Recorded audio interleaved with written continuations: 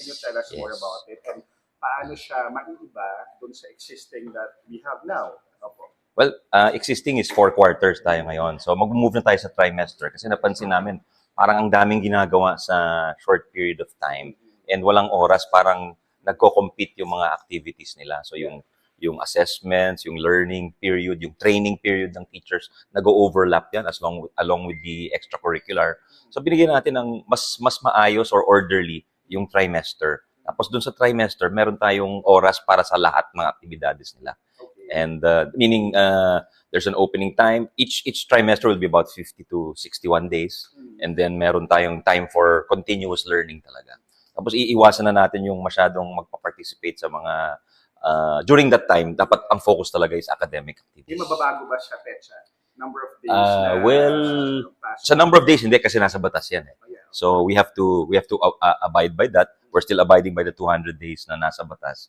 Pero ang gusto natin, mas may oras na si teacher para mag-assess, para mag-train, mas maraming oras si estudyante para sa pag-aaral na dire-diretso na malalim, na deeper learning. At may oras din siya for extracurricular. Ano yung major differences niya, sir? Aside Yes. from the, the tri-sem and the two-sem. So, Well, the difference is kasi in every quarter, may exams yun eh. So parang nakasiksik sa minsan may bagyo pa. So isisiksik mo yung exam, ilan days lang nakapasok yung bata. So mas dagdag na, four exam periods yun for the teacher, 4 exams for the student. So, kumbaga, medyo artificial siya. Hindi masyadong na-absorb ng estudyante yung mga learnings at saka mga lessons niya. At saka si teacher, minamadali rin niya kasi may hinahabol siyang deadline.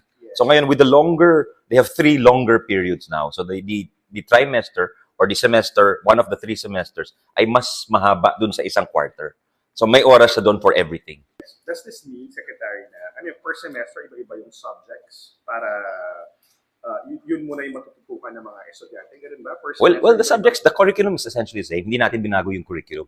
It's just the way of delivering the curriculum that changed. Okay, pero walang this sem, ganito, this sem, Well, ganyan. talagang may nakaschedule naman yon. So we'll just have to slot the lessons or the Yeah. competencies within the trimester. It's for the public schools. But private schools naman may leeway kasi may kalayaan naman silang gawin yung gusto nila. So pwede silang 3, 2, 4.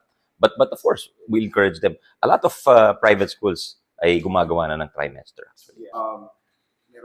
May dagdag budget ba to Yeah. sa pag may ganitong Yeah. changes o wala naman? Wala namang dagdag budget, wala ring dagdag burden. It's actually frees up time for our teachers and our students to really focus on learning, for our learners to focus on learning their lessons, for our teachers to deliver teaching. Makafocus sila. It's based loosely on the EDCOM recommendations na overburden yung teachers, there's too many activities, there's too many missed days, too many overlapping activities during the school year. So ito talagang inayos natin. We took a holistic view. Ano yung talagang makaka-focus on learning delivery, but at the same time allowing certain amounts of breathing space dito sa ating school year.